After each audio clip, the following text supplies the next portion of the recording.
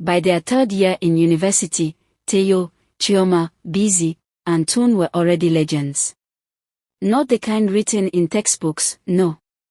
The kind whispered about in hostels, laughed over in clubs, envied in lowlit corners. They lived fast because slowing down meant thinking. And thinking meant remembering where they came from.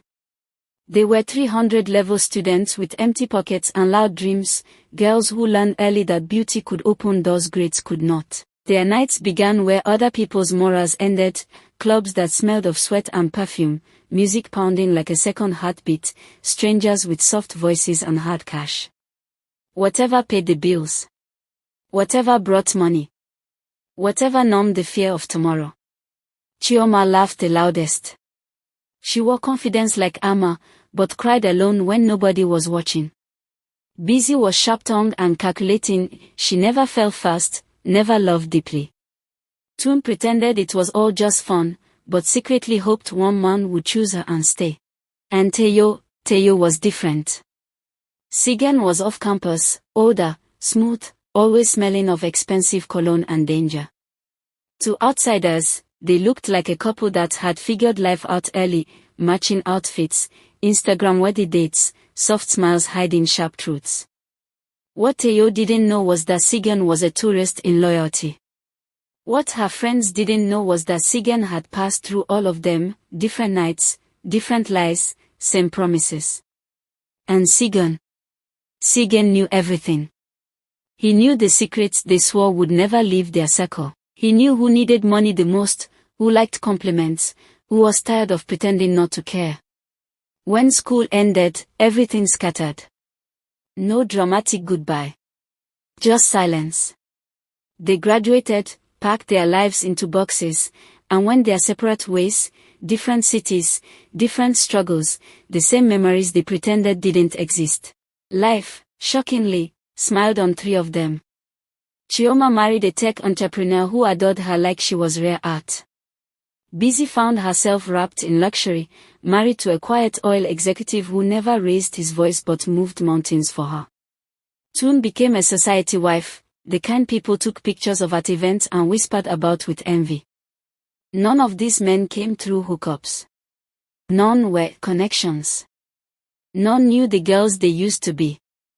They were blessings that arrived unannounced. And then there was Teo. Teo didn't marry rich. She didn't marry poor either.